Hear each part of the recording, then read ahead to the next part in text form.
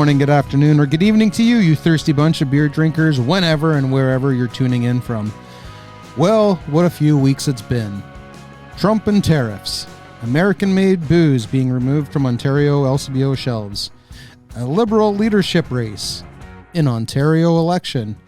But we're here to change the channel for a bit, as we have something to take your mind off all that with this latest episode of Between Two Fermenters, a podcast brought to you by your friends at Great Lakes, Ontario's local brewery. My guest today is a legend. Some have called him the Godfather of beer in Ontario, while others simply call him Ralph.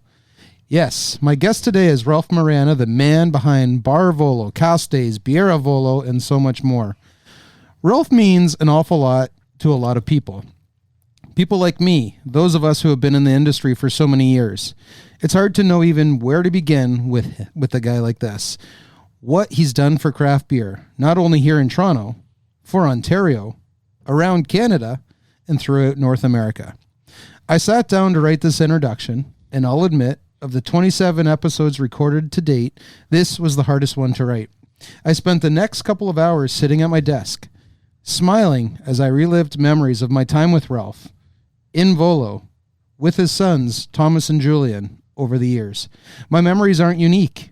He's touched, inspired, and shaped so many industry folks throughout his time in the hospitality and brewing business. Those that know him have their own stories, their own memories, and I hope we can scratch the surface of some of those in this episode. I moved to Toronto in 2007 from a very small place. I knew no one. Beer, though, through blogging, was my compass in this new city. Thankfully, the office I was working in was a very, very quick jaunt to Bar Volo, or in those days, known as Café Volo, at the corner of Dundonald and Yonge Street. It was a place you needed to visit if you were into beer, and I did, and I found my people. It's where I first met Ralph, obviously, and learned his story and experienced the magic of the place he created. What started as an Italian cafe, so Ralph purchased Café Volo in 1987-1988, morphed into one of North America's premier beer establishments and fueled so much change over its history, with the first tapping of Denison's Weiss beer in 2002 to creating the IPA Challenge, building Cask Days into a globally recognized event, importing some of the most respected beers from unbelievable breweries to brewing their own house beers, losing their original home only to build two more spots with his sons. Ralph has been the person we needed to make our industry thrive in those early years. Volo, through Ralph, allowed breweries and brewers to experiment, gave a spot to mingle, share ideas, experience new flavors alongside the most ardent supporters. He put Toronto on the map, started, educated, and ignited the cask ale movement in the province, pushed brewers to develop better IPAs.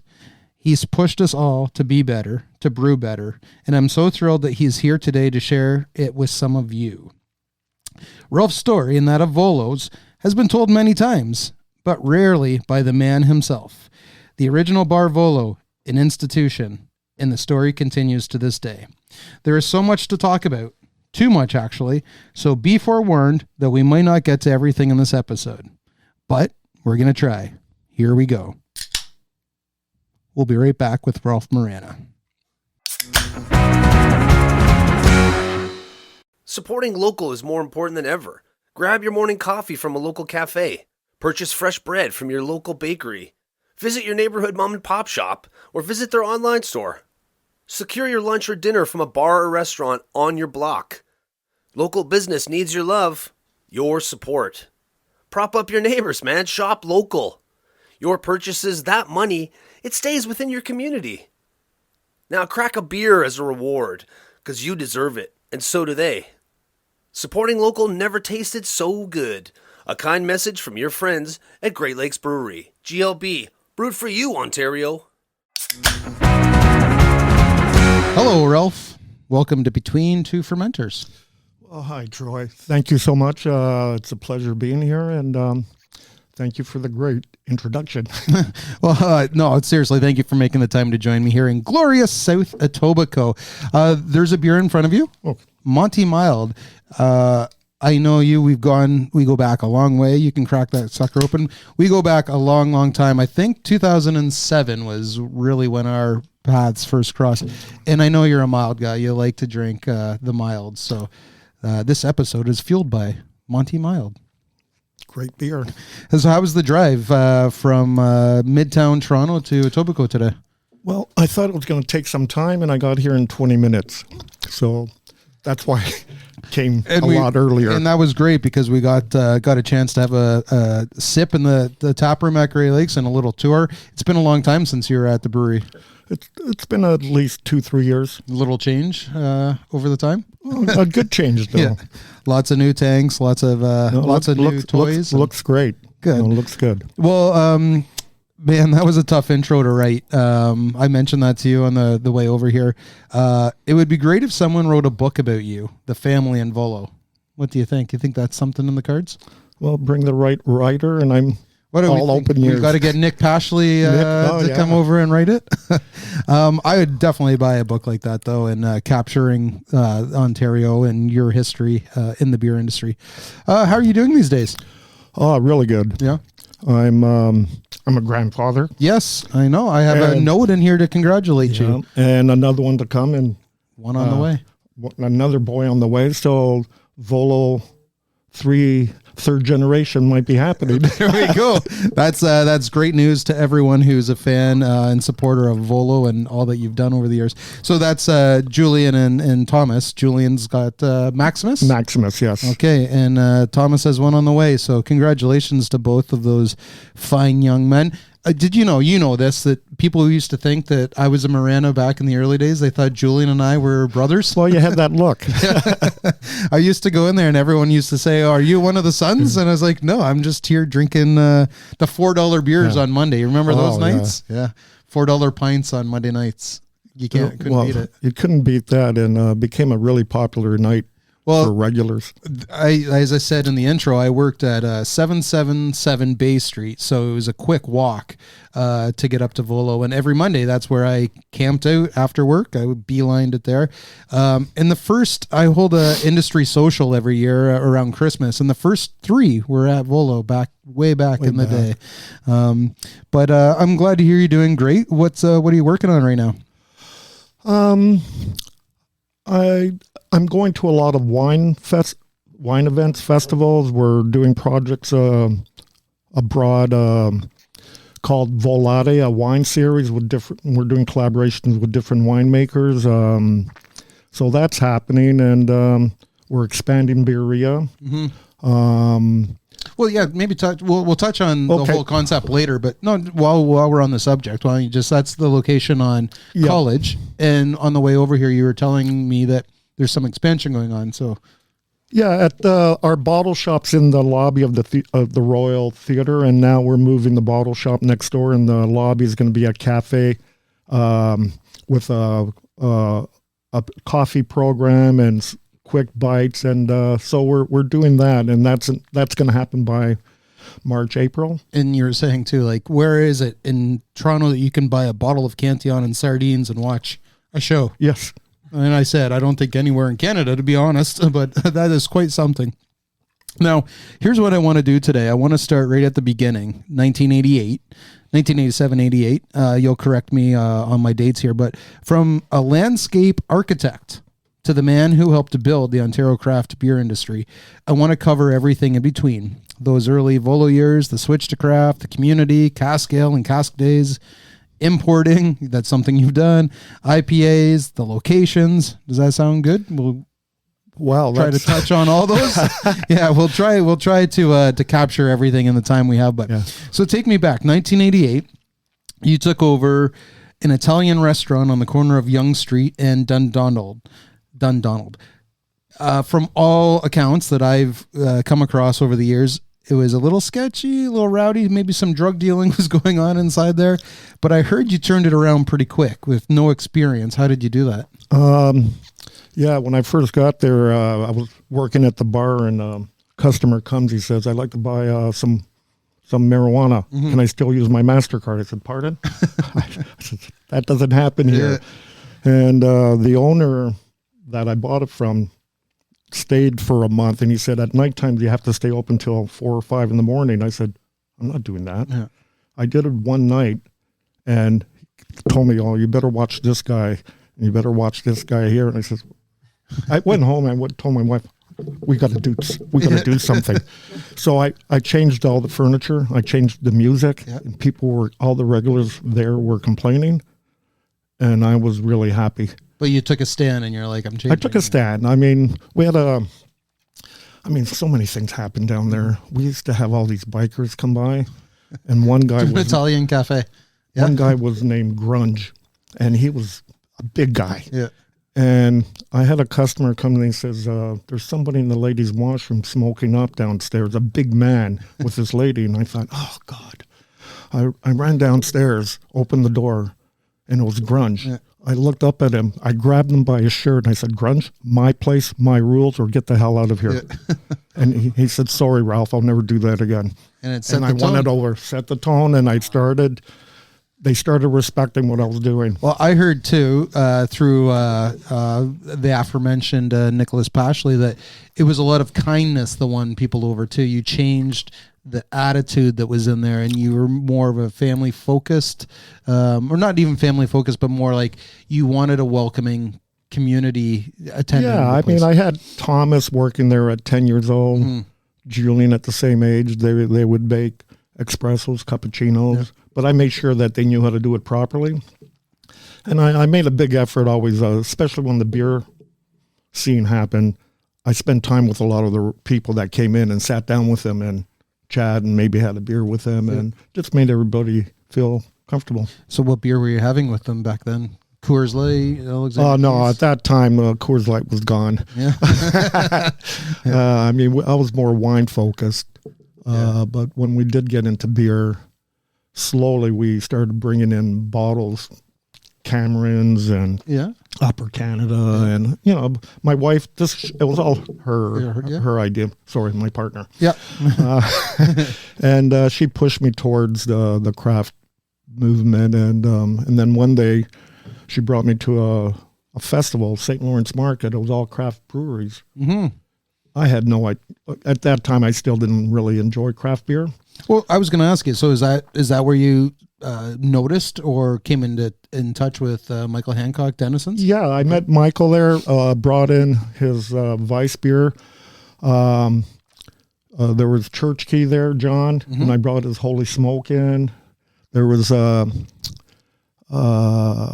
it's hard to think. Can't think of his name 2012, right now. Like Perry Mason. Perry Mason, and I brought his Sergeant Major in. So they were the first three that one of the most bitter beers that's probably ever come out of Ontario. Sergeant Major's. Scotch something. Scotch Irish. Okay, yeah. And then his Corporal Punishment. So they. And I didn't know how it was going to fly by, but then we were getting all this mention on social media. People were coming up to me, they're talking about you. And that kind of sparked into my... So that was 2002. So around 2002, correct. Yeah, so from 1988 to 2002, you were mostly wine-focused and some macro beers and stuff. And you went down to St. Lawrence. You noticed the movement going on. What did the regulars say when you started bringing the beers in from Ontario right off the bat? They were threatening that they weren't going to come back. Yeah. And I said, well, it's your decision. I said, this is the direction I'm going. I even did a blind test with one of the regulars. I had Coors Light, I had two other craft beers there blindly, and he picked the other two over Coors Light. Yeah. And I said, see, there you go. He said, no, I'm not coming in unless you have Coors Light. I said, there's a bar that that we love, Bryden's, and they used to have all macro beers, and then they switched it up to craft just like you did. And over time, even the regulars who were always drinking the Canadians and the Mooseheads and the stuff, they adapted to the craft. And today we were just in there a couple weeks ago, and there's, I don't know, maybe 15 men that were in there that were around the young age of 80, and they were all drinking Great Lakes, from Canuck to Sunnyside to our lager in Vienna. So it's great. Yeah. So it worked for you, and you started to build a community. And that's one thing that I'll always remember about Volo.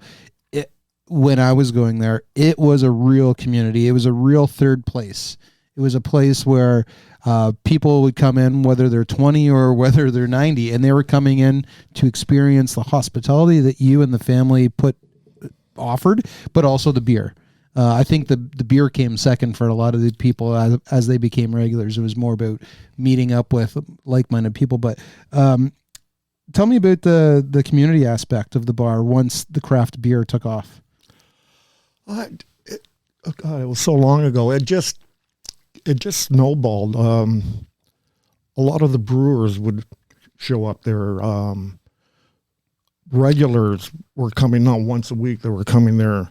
You know, I had my regulars that came for pint night on Monday and then on Friday night. And there was a whole clan of regulars now that are all still friends that met way back there. It just, you know, a lot of the breweries that are opening up now, a lot of the brewers come up to me. Oh, I used to come to Volo's way back when you don't remember me. I said, no, I don't remember you. But so I get a lot of that happening. But we had a great community. It was a really good crowd. Yeah, from your perspective, I'd always be I was one of those people that would be a Monday, but I'd also be a Tuesday, Wednesday, Friday, Saturday, whatever.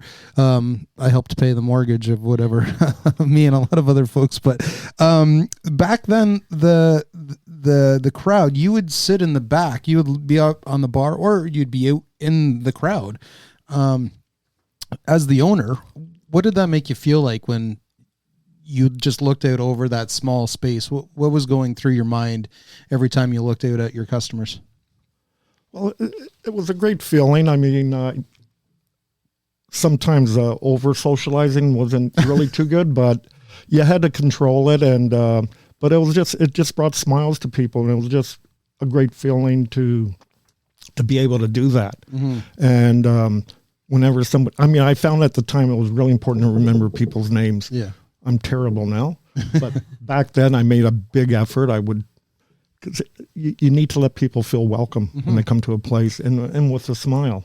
So we had the beer, started getting a really good staff, and it brought people in. Mm-hmm. The prices were right at the time. So yeah, and I don't think you're taking as much credit as you deserve here when you're saying a lot of the brewers that own breweries now, or brewers at someone else's establishment, that they used to come in all the time, because that's where they would come to learn, and they felt like this was a place where they could be with their people, like I mentioned. And looking back, I have a lot of old pictures from back in the day when I was blogging and writing for Tabs Magazine.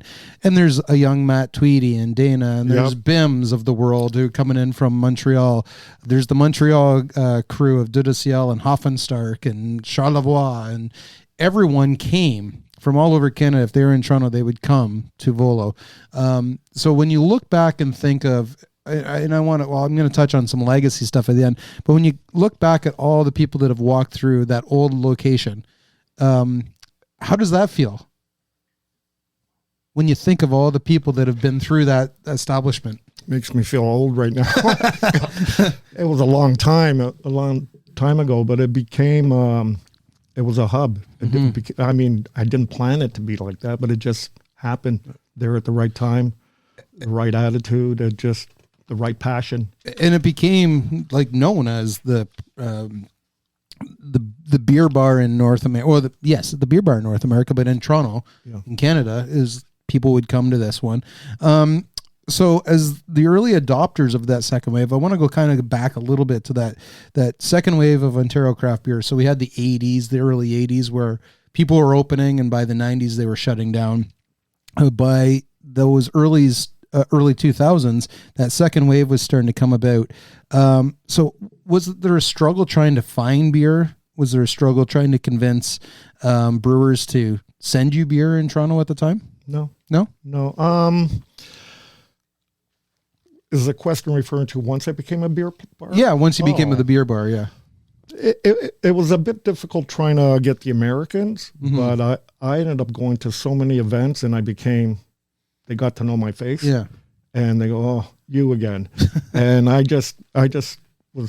became passionate about bringing beers that weren't, I remember one year, I think there was a strike with importers at the time when places like Beer Bistro and Smokeless Joe were bringing in all these Belgian beers, and there was a strike with the importers for some reason.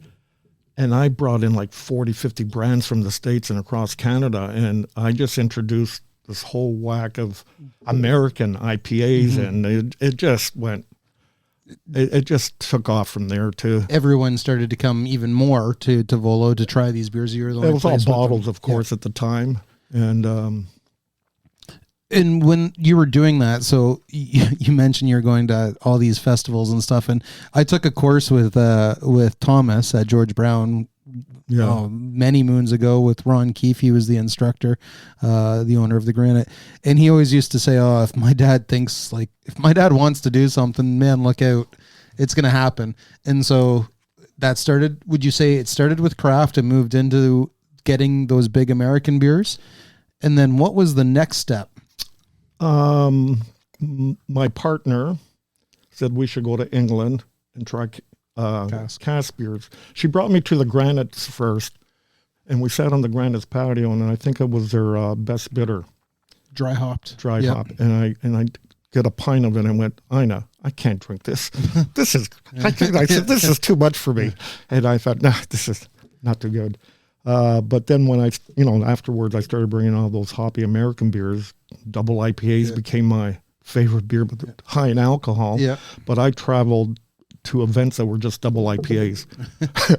But then we went to England, and I got introduced to cask beer. Yeah. And the beer that won that year, I believe it was 2004, was Easy Rider Pale Ale. And it was a type of beer that you can drink, you have a pint of it, and you can keep on drinking. And he says, I'm not moving. This is all I want to have. Yeah. This is really good beer. And I thought, I got to bring that back to Toronto. I got to bring this back to Toronto. That's how I feel whenever I sit down at the Granite and have the dry hop. That's the beer I can sit here and have 10 of them. So you started doing cask, and we'll get to that in a second, because Cask Days started in 2005. Well, actually, let's move right into that. That's a good segue. So it started in 2005, and it ran until 2019, then obviously COVID. You brought it back last year. No. 2 years ago? 3 years now. 2013? At Bar Volo, yeah. Yeah? Okay. Yeah. Well, my crack research team has let me down. Thanks a lot, Troy. So it started in 2005. How many did you have that year, if you can remember? And what was that first experience like? 2005, I believe we had 18. Might have been to 21 casks. That's more than I thought, yeah. Yeah. Ended up being around 21. And how did you convince all the brewers at the time? Because other than the Granite, Wellington, I don't even know back then, Granite, Wellington, and maybe say what? County Durham? Who was doing cask? I just talked. Yeah. People into it. I was supporting their beers, their brands, and they... And is it a true story that you were going out even back then? Because I know you did it later years, but you went out and bought a bunch of firkins, which is the vessel in which cask ale is served from, or the pins to give to brewers to say, here, go fill this for me. Not the first year, but I did that afterwards. I think I introduced pins to Canada. Nobody had a pin in Canada, and I just thought at Bar Volo to go through a full... I had 6 taps, and there's no way you can do... You had 6 engines. 6 engines, sorry. Firkins, 40-liter firkins. So I thought, get a smaller vessel and go through them quicker. And it worked. The rest is history. So, even back to 2005, I can, and I like to pride myself on, I can't think of too many brews that were doing cask at all back then. You did it. How successful? Was it successful, that first one? It's still my favorite. Yeah? Yeah, oh yeah. If you would have seen, favorite, I think we had like 100 people. Not a lot of people. But back then, there was no one was doing cask. We were serving them in pints. Yeah. And the event was like for 6 hours. So a lot of happy, it was dominated, mostly men in the crowd. Yeah, I can picture it. I've never seen happier faces in my life. Everybody was just in a great... But you remember that first one like it was yesterday. That's still the special one. I didn't get there till 2007, so I missed the first 2. But I can just remember, and I wrote about them a lot back in the day, but I can remember how just amazingly social it was. So you were trying all these beers, but you were talking to the brewer who was standing right beside you. And unfortunately, we've lost a little bit of that today, in my opinion. But back then, you were there with everyone. You were the best, the best drinker at Volo, and you got to meet the best brewer in Ontario and talk about what made their beer so special. So you did that 2005. You grew it over time. So it was always at Volo. Again, that location was at Yonge and Dundonald. But eventually you grew out of that space. 2011, we did it at Hart House. And that was a big step. 2010, we had 55 casks on Volo's patio. Some of them were on top of each other. Yep. It was, and it was a great event. And what made Cask Days then was breakfast with the brewers. So I started. Scotch eggs were always the biggest hit. I started with, I invited all the brewers to come over and have breakfast, and then the event would start.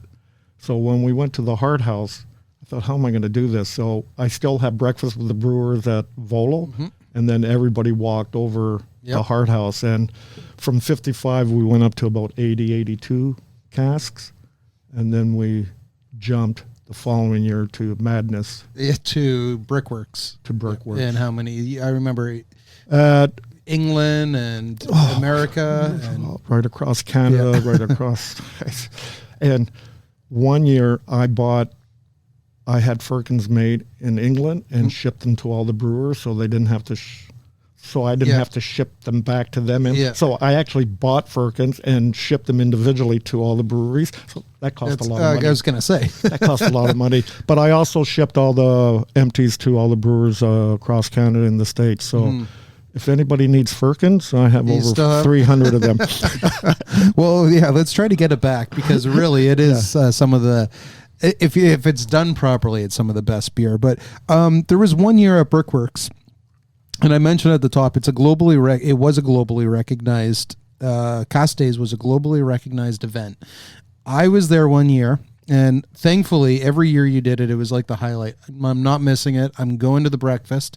Never missed one until the last couple of years. But I was drinking one year with Swedes who traveled all the way from Sweden to try the beers at the event. There was British people. There were Scottish people. Who else rings a bell when everyone? A lot of Americans came over. That one year we had over 400 casks. I think it was 425. Yeah, it's ridiculous. 12,000 people came through the doors. It was a big event. And so I'm going to ask, it's now back at Bar Volo on St. Nicholas. So we're going to talk about the second incarnation of Volo soon, but did that kind of ignite the fire in your belly again to go, okay, we're going back to Brickworks one year? Or no, okay. No. You haven't been there, and actually it's fun. Yeah, there's 40 casks. I extended the patio. I got permission from the city to extend the patio a bit, and it's a great atmosphere. And it's back to its roots. It's back to we move all the furniture. It's all stand up, simple food menu, and it's back to its original. Now, before we move off Cask and Cask Days, again, I know you're a very humble person and you don't like to be acknowledged like this, but there was a bar called Victory Cafe, and they started doing cask events. Cask Social, a group of cask lovers started, and this was all because you put cask on the map in Toronto. Again, asking you, to, in retrospect, or not in retrospect, but look inwards, and how does that feel, hearing that or knowing that is the case? It feels great. At one time, the movement of cask beer in Toronto probably had to be the best city for cask beer in North America. 100% it was, yep. Just any beer bar had a pin on their bar.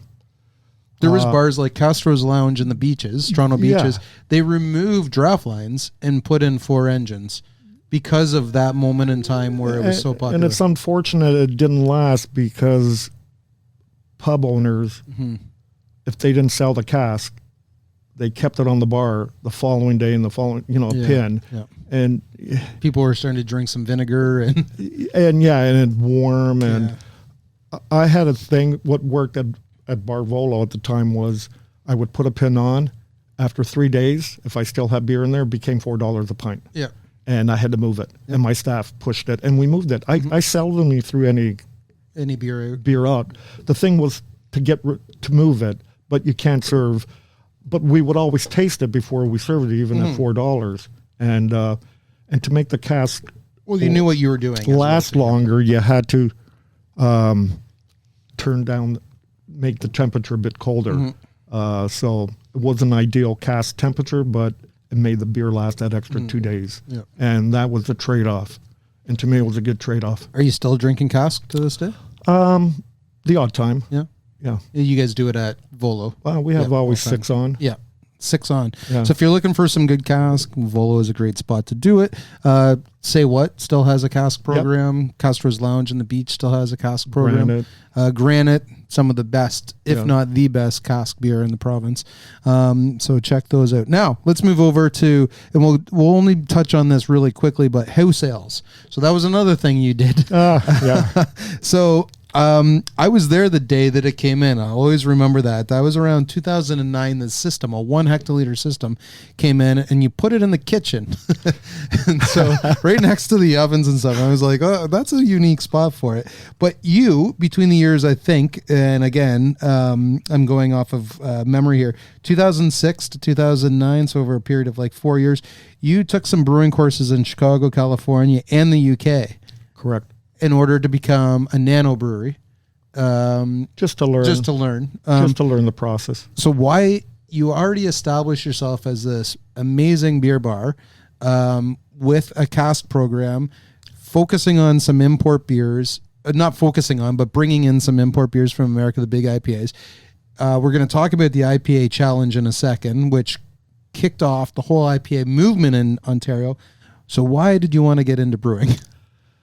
I thought it'd be fun to bring in guest brewers across Canada into that little kitchen and do a one-off and have a great time and make an event out of it. And it was just fun. But I knew to make your own beers. I really knew what you were doing here. You'd get these brewers in and their team, and they would brew, but they would drink at the bar.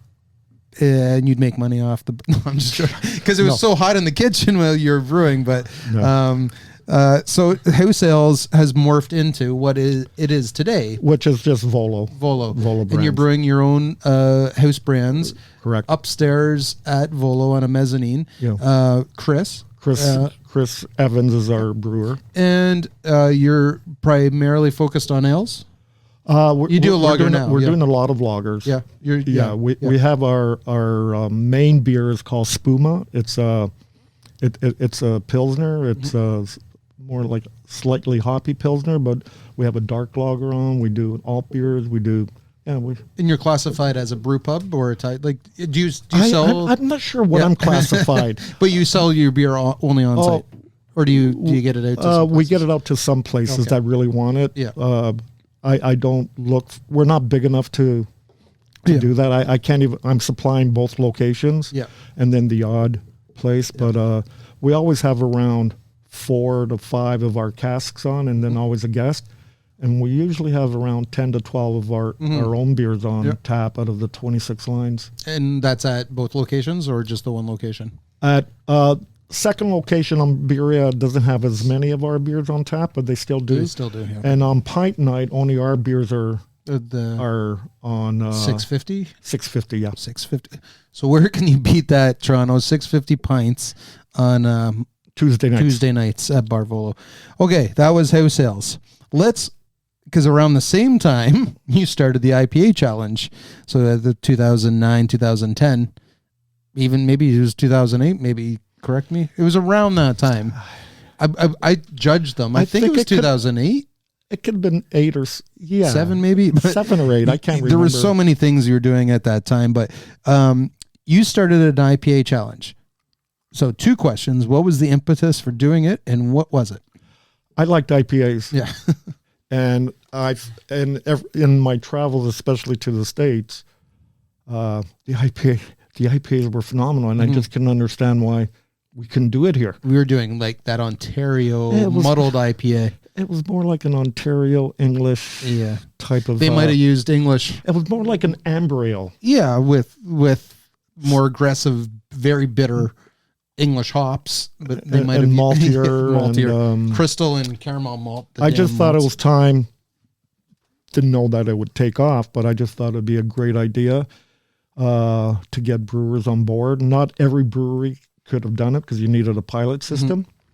I remember the first IPA I had to throw in beers that weren't IPAs just to because it was a bracket and I had to have so many beers. And was it cask in the early days, the IPAs? It was all cask. It was all cask, yeah. And then, so we won it in 1 year. I, again, can't remember which year it was. I think it was the first year. I think it was My Bitter Wife. That's right, yeah. And I think you won it also the second with Karma Citra. Yeah. Third year, I beat out Karma Citra with Westside. With house sales. Yeah. But Mike Lackey to this day says that's still one of his proudest and most memorable moments in all of craft, or in all of his career in craft.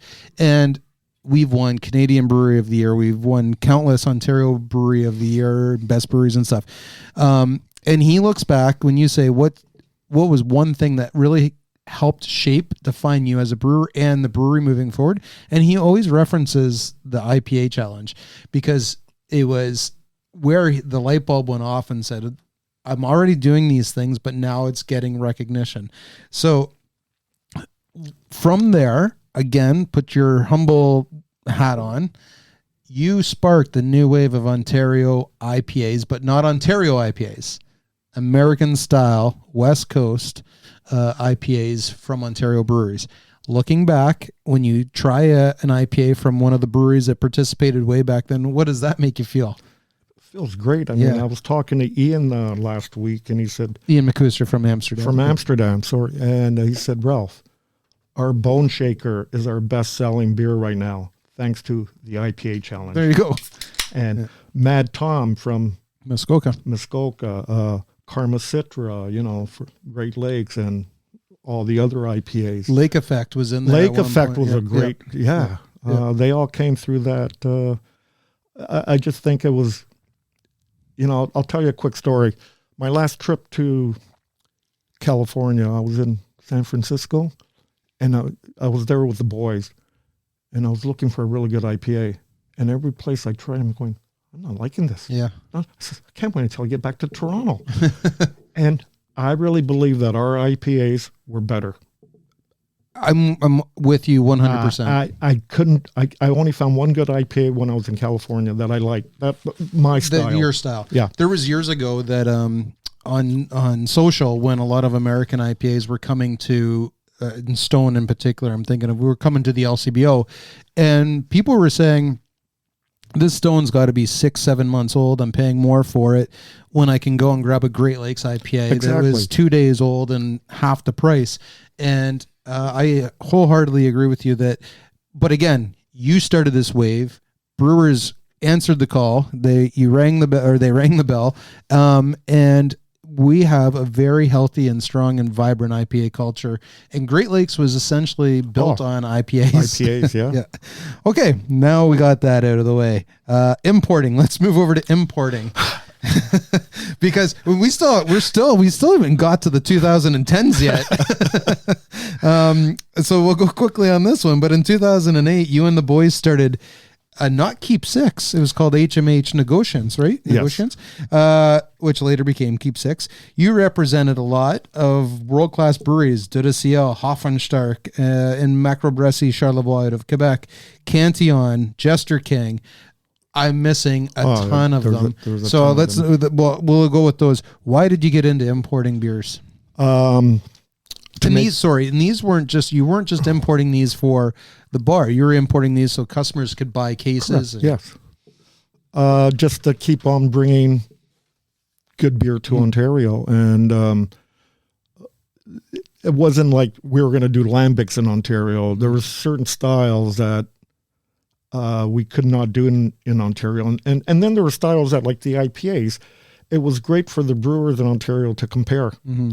And but importing just became another fun hobby to travel meet brewers. And, I'm starting to get a sense here, Ralph, that whenever you get something in your mind, you're like, as long as it allows me to travel, I'm going to make it work on a financial basis back home. I was in Norway. My wife said, we're going to a small town in Bodø, north in Norway. I said, why are we going there? Well, there's a little brewery there that's doing a little beer event. I said, okay.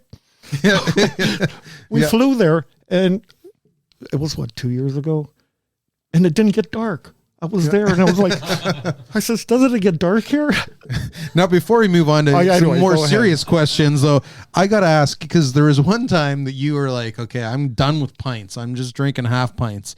And I would joke along with you saying, well, by the time I'm done my 1 pint, you've done 3 half pints. Do you still do the half pint thing? Totally. All right. Okay, let's get us to 2011. So the importing thing was happening. You brought in all these beers. You're still importing to this day. Yep. Some beers, and now you're into the wines. Correct. But let's go back to beer and then in Ontario. 2011, Volo and you challenged brewers, and Mike Lackey from GLB answered the call to do a tap takeover. Correct. 19 taps, 2011. That was the first that I consider the first large-scale real tap takeover at a bar from one brewer. What do you remember about that time, and what did it do for Volo? Well, when I talked to Mike, he said, yeah, I'll do a tap takeover. How many taps? 4 or 5? I said, no, a whole alphabet. Yeah. He goes, Ralph. I said, try it. And came close. Yeah. And how many taps did you have at that time? I think we had 26. 26. I think he had maybe more than 19, but I can't remember. But that event, I remember Great Lakes had their car, the hearse parked on the patio there. Yeah. And the lineups were quite big for this tap takeover. It was down the street and around the corner. Yeah, it was a tap takeover. Yep. And they left that car out on the street overnight so that they would get ticketed and people could come back and see it the next day. But it just shows people were into that. I mean, I think our first big tap takeover was DDC, bringing their beers over. Yep. And I think your lineup was just as big as their lineup. So what does that tell you about Great Lakes? And when you say Didicil, then Great Lakes and the lineups, in doing an actual tap takeover, where did you get that inspiration to create one or do one?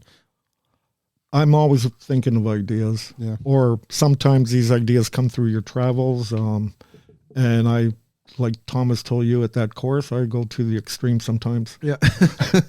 And it really set the tone for what Ontario started to do, because tap takeovers come 2012. We did one at Milos. We did 23 taps, which he had 23 taps at the time.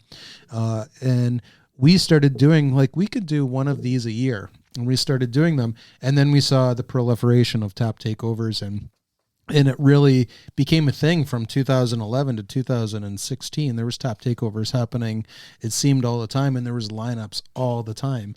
But you inspired companies or establishments like Bar Hop to get into the beer industry, just like you, and then do the tap takeovers. And so I think, again, you deserve some credit for that. So I wanted to say that to you, that from a GLB perspective, it really help showcase the brand, and it made the company, as the company was changing direction. Yeah, I think the company was in a transition. Do they only do that lager? Yeah. I forget the name of the... There was Great Lakes Lager, which was then Golden Horseshoe Lager. That's the one I wanted. And Red Leaf Lager, yeah. So I think it put Great Lakes into, wow, look at the beers they're making. And then with, the Lackey and all the IPAs that he made, you guys became the front runners of the IPA people in Ontario. We were really there. We were really there. And again, he answered that challenge, though, of that IPA challenge, no pun. And look where it's led for us. So we've gone through IPA challenge, Cask Days, house sales, importing. Let's go to 2016, October 1st. Yonge Street location shuts down. Your landlord sells the building? Yeah, correct. Sells the building. But I can recall a lot of conversations before that date that, the kind of the writing was on the wall. shit, I'm going to be gone in a year. And then it became, well, I got a 5-year lease. But the location shut down October 1st, 2016. What were those last few days like for you? What were you feeling when you locked the door on that fateful night? Well, it was,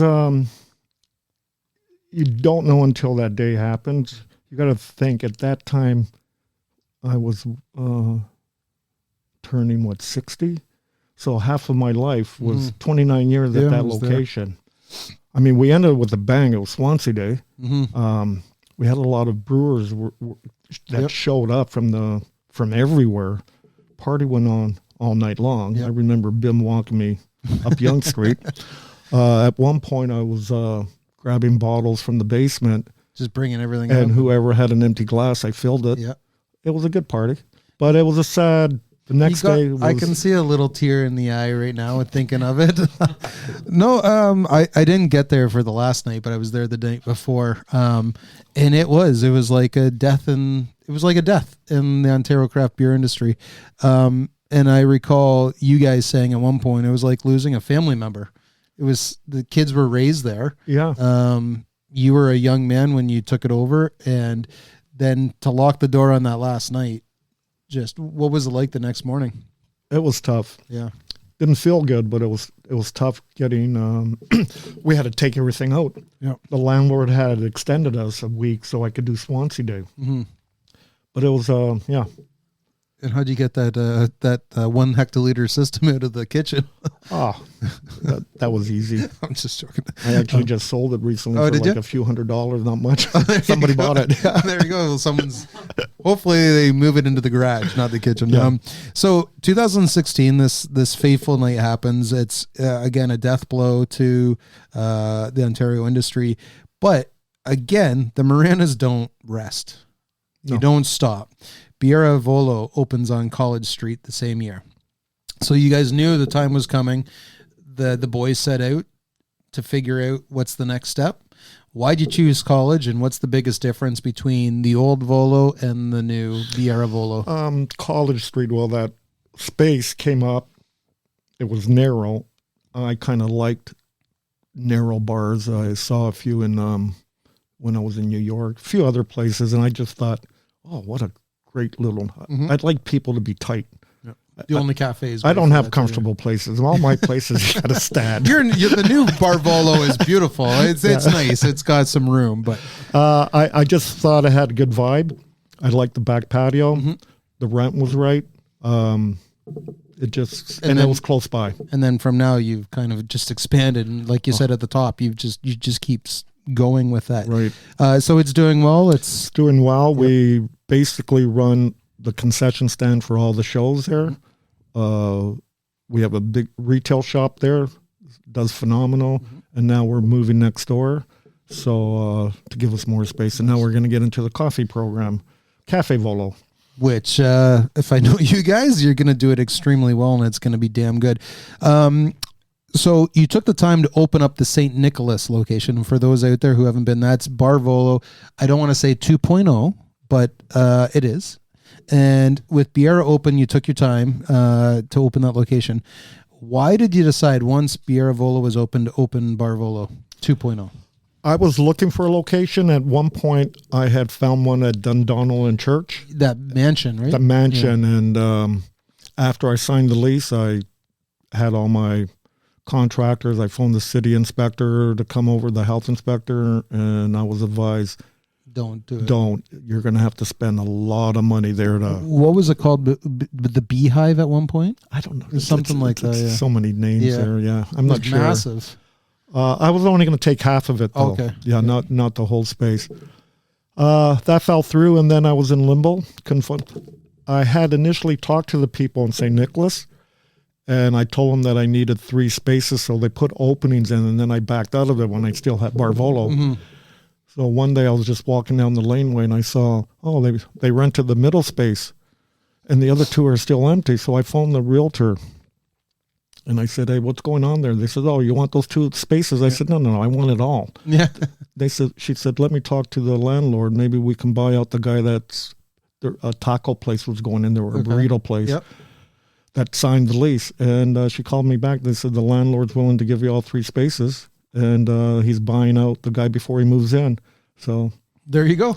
So you got it. And they opened up the spaces that they had opened up for me. They put cylinder blocks, and we just knocked them down. And so what year was that when you eventually got the lease? Was that 2018? And then you had some challenges with that spot. Oh, yeah. Did you not have a big leak? Condominium leaks, yeah. Yeah. And what happened? They still happen. Yeah. But was it right before you opened or right after you opened that the big leak happened? Like the big major one? It happened before, both. It happened after. I mean, the restaurant next to me right on St. Joseph closed down for 8 months. I closed down for 3 days. Yeah. Difference?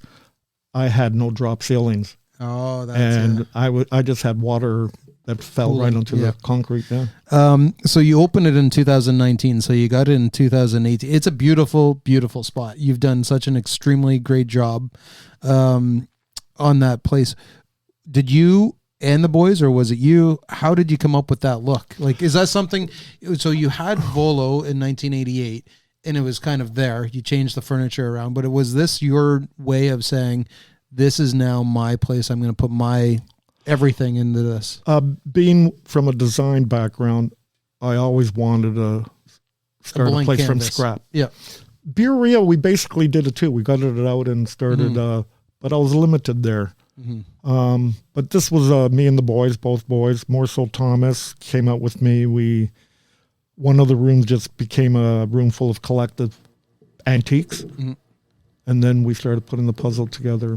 I did the layout, and so I knew what I wanted, but it turned out that way. And it's great, too, that Thomas is like a artistic, graphic, like he's very dialed in on that, too. Okay, we're going to get into today and the legacy now. Like, we could have just spent a whole conversation on just the IPA challenge, but we're going to have you back and continue this story. But today, the legacy, that's the last chapter of this podcast today. But as someone who has kept their eye on the industry pretty intensely for over 35 years, I can think of a handful of people that know everything that's happening, and you're one of them. What are you seeing today, and how does that make you feel for the Ontario beer industry? Toronto, Ontario, before we were predominantly a beer bar culture, and now that boom ever since I guess there's a brew pub in different neighborhoods, and I love that culture, and it's great. For my end, like starting Bar Volo where we are, and people don't realize we're a brew pub as well, but we are a brew pub, but we're more than a brew pub. But we have all new customers. The people that used to go to old Bar Volo, I might see maybe once a year, whereas before they used to come twice a week. Yeah. But now there's so many choices in Toronto, which is great. Well, we were talking about that of all the times I've been there recently, and I found myself getting there more and more because it is such a beautiful spot. You treat the beer, and your staff treat the beer so amazingly proper. You have great beers on from all over the province, but you also, Chris does some amazing beers, and you're not there. And I go in and I know no one. There's no one there from the old days. Well, sometimes I go in there and I know no one. I don't even know my staff. Yeah. So I'm going to take us into the home stretch with 3 questions here. Okay, so as someone who, I already asked you that one. Name some of your proudest achievements and accomplishments. You've been in this industry now since 1988. Correct. That is 37 years. So Great Lakes incorporated in 1987. We're coming up to our 38th anniversary on Wednesday. So looking back over your time, I hope you've thought about this question in the past, but what are you most proud of? What are some of your biggest accomplishments and achievements? I would have to say Cask Days. Yeah. Doing an event to that scale, and 5th largest cask scale event outside of England, to be known right through North America for that.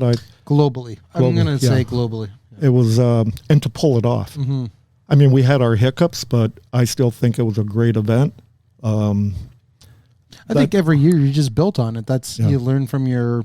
I don't even say mistakes, but it's a learning curve, and it is a learning curve. You know, you want to make sure people get served quickly. You don't want them to wait in line. The food we always invited top chefs. The food had to be good. It had to be the right price to be able to do an event like that. I would say that'd be right up there. Yeah.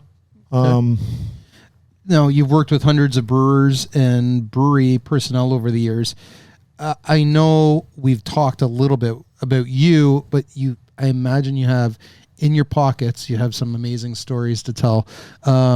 I told one of Michael Hancock at Volo, where he went to the bathroom after ordering a Weiss beer and we put lemons all over his beers and how mad he got when he came back up. But you probably have thousands of these stories.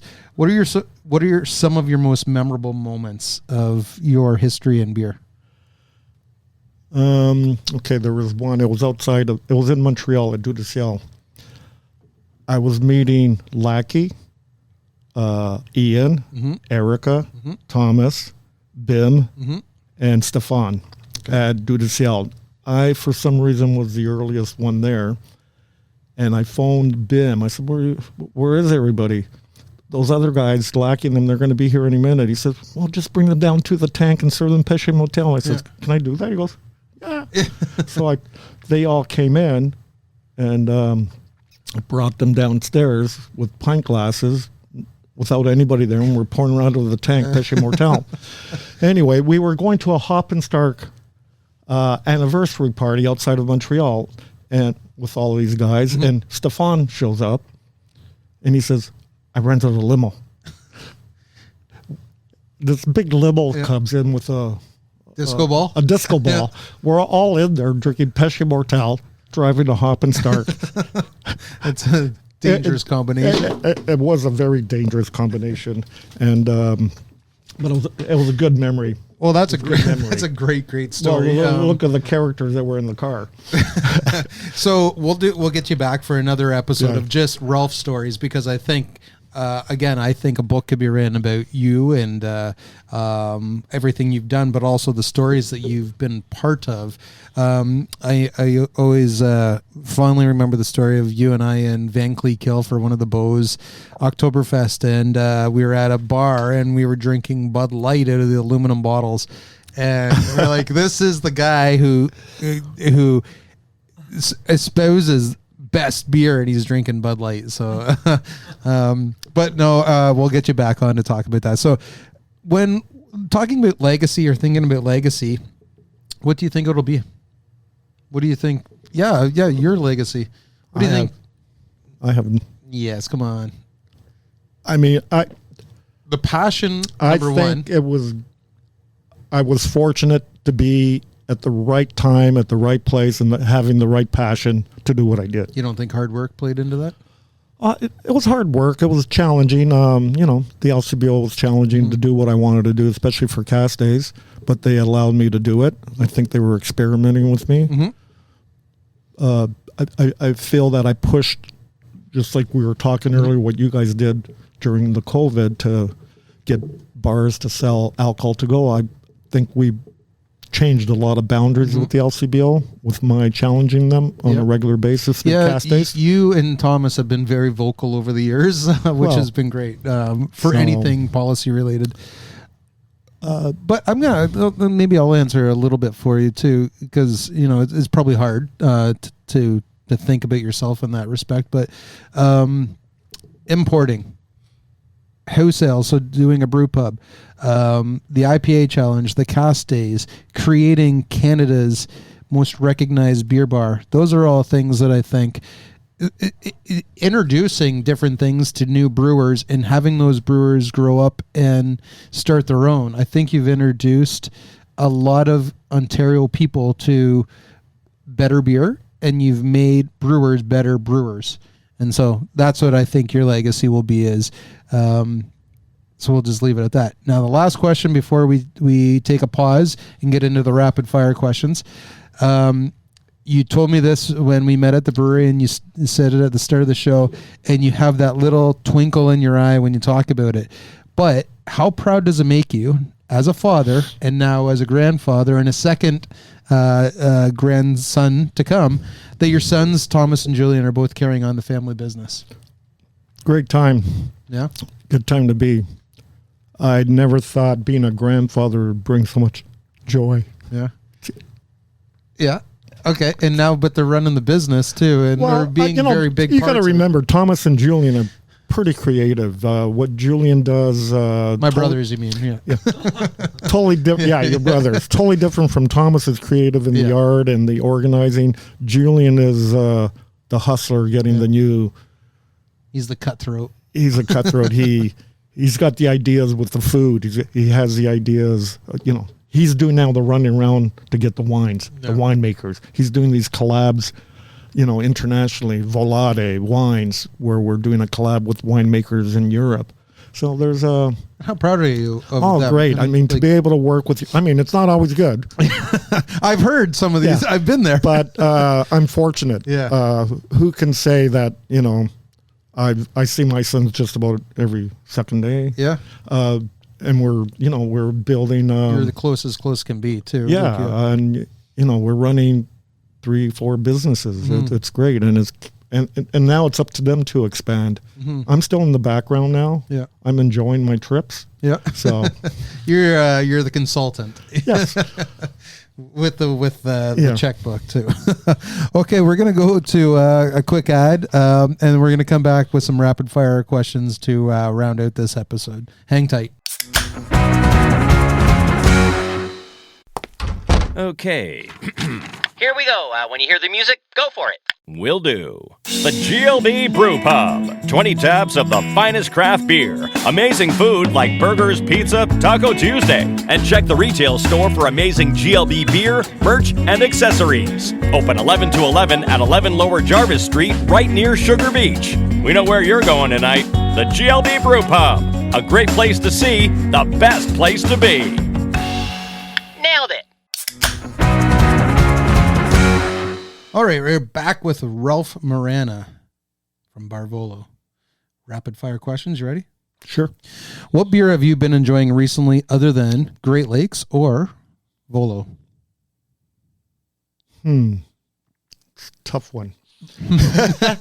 Okay, give me a Volo one that you've been enjoying recently. Well, I'm more of seasonal. Right now, I like dark lagers. Depends on the time of the year. I generally like hoppy pale ales. Okay. Name a person or brewery in the industry that has or continues to inspire you. It's probably hard for someone who's inspired so many others. I think to see the closest friends in the industry, such as, let's say, Tweedy or Bim or Ian, Eric, to see what they've evolved from when I saw them 20 years ago to now. Even, let's say, Jordan St. John, he used to work down the street, had no idea about beer, and look what he's doing now. He used to come to Volos He was a volunteer at Cask Days. Yeah. He used to, So, like, to see people like that and to see what they've done now, that's great. Awesome. Good answer. Best time and place for a beer? I got to say Dudiciel. Back in those days. Yeah. Drinking Pechet from the tank. Yeah. All right. Favorite brewery you've ever toured? And you've toured, I'm sure. Toured quite a few. It has to be Cantillon for me. Yeah. It's just, it doesn't look like your normal brewery. I'm going to go off script here. What was the best part of the Cantillon tour? Because I've been on that tour as well with Jean Vanois. And it was, not the tour they would take the customers on, but we had, behind the scenes. What was the best part of that tour for you? The barrels in the basement. Well, when I was watching the way they were cleaning the barrels with the chains. On that. I don't know what it was. It's medieval, medieval. I thought, this is great. Yeah. Okay, good. I've told this story so many times. My wife's celiac, and we were there, and they're like, who cares? Just drink the beer. It'll make you fine. If you could only drink one beer for the rest of your life, what would it be? Definitely it's going to be a light beer under 5% pale ale. Okay. Something like what I used to drink was a Crazy Canuck. That's a style of beer is my go-to. Well, 5.2%, so maybe I'll have to make an exception on that. At the time, Crazy Canuck was what I used to go to, like when I wasn't at Volo or whatever. But now I prefer low alcohol beers. Yeah. With a bit of hoppiness. So the mild that you brewed years ago is what was it called? Marathon? Matt's Marathon. And he was a customer that died on the finish line of a marathon, which, And I can remember you had a big, it wasn't a celebration of life. I think you might have done that, but you tapped the beer and it was all a big emotional night for that. And always maybe that's why I always look at you and I think of mild beers. And well, when I went to England, that's the style that I fell in love with. Well, that's the style that I brewed there. Yeah. That was at Sutherland, right? Sutherland, yes. Brew Lab. Favorite place to grab a beer in Canada? Now, you already said the cellar at De La Salle, so you're going to have to pick another one. Oh, God. I would say, if I were you, I would just say Bar Volo. Okay. I just like what we do. Yeah. Half pints or full pints? Well, I already asked you that. Half pints all the way. If you could have a beer with just one person in the whole world, dead or alive, famous or not, who would it be? Probably my dad. Yeah. What would you drink with him? Would it be beer or would it be wine? It would be beer. He used to always buy Old Vienna. Oh, nice. So I would give him a beer similar to that. Or you guys could grab a Vienna lager from Great Lakes. We would. Oh, there you go. Best hangover cure for Ralph. I need a greasy breakfast. Okay. And the last question, what's next? There's a few things happening, but I'm still in the background. But I'm gonna say I don't believe you. You're not the type of guy that just sits in the background. I'm turning 70 this year, and so that's a commitment. You're saying I'm in the background. I'm sure every couple of days you're off. There might be one more little project. Well, we'll hear about that soon. And with that, we're all done, folks. And I told you, the guy's a legend. Ralph, this has been extremely fun, and I thank you for sharing your passion, your history, and what's next with us today on the show. And onwards and upwards, and congratulations again on thank you, Troy. Grandpa. It was fun. Yeah. Cheers. Cheers.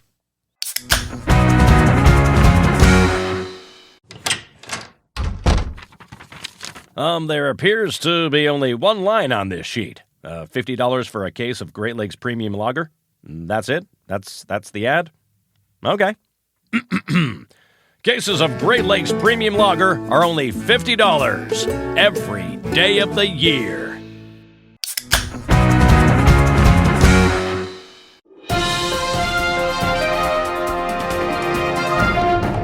Around the industry.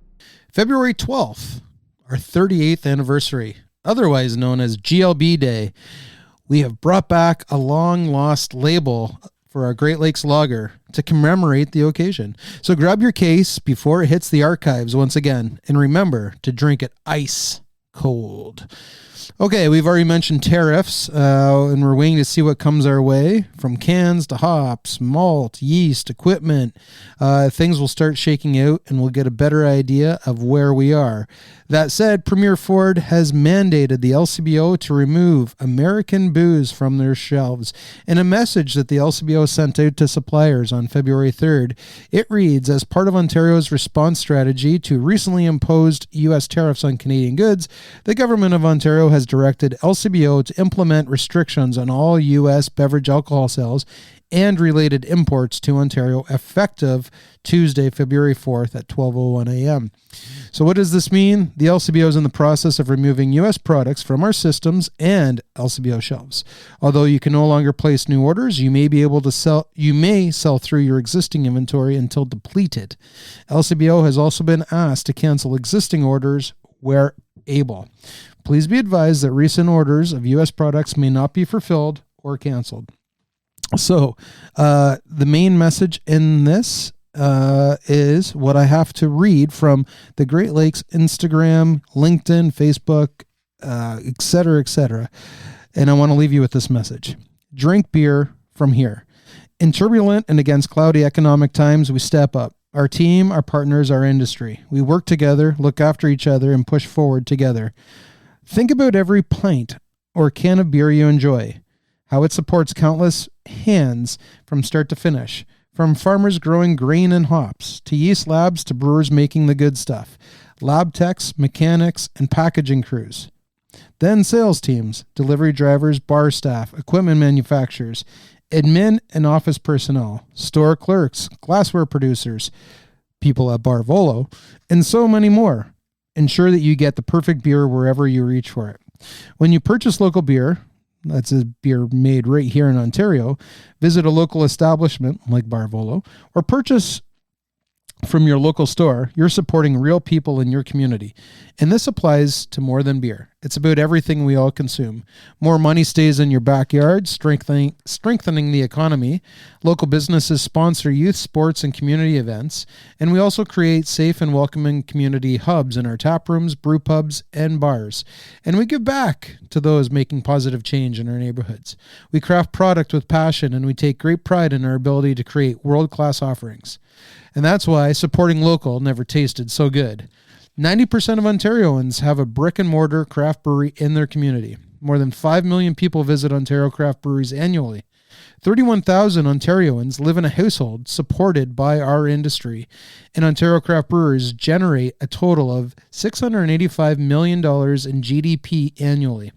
We represent just 11% of the Ontario beer market, but account for 80% of the jobs.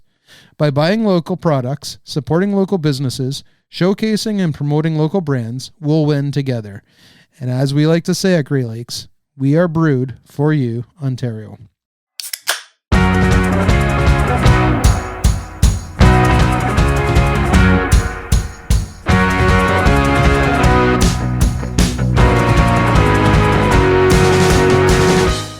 And that's it. That's all, folks. Episode 28 with Ralph Morana has moved from the mash tun to the fermenters. Today's episode was fueled by cans of Monty Mild, a beautiful 3.7% English mild that drinks like another, and a beer you can find at both GLB retail stores through our online shop at greatlakesbeershop.ca. You can visit the brewery at 30 Queen Elizabeth Boulevard in Etobicoke, or grab some delicious eats and fresh pours at our brew pub at 11 Lower Jarvis Street in Toronto. If you have any content you'd love to hear us discuss on the show, guest ideas, or just want to tell us what you're drinking, drop us a line at podcast@greatlakesbeer.com. Until next time, please remember to keep tipping your glass of fresh GLB in the right direction. Supporting local never tasted so good.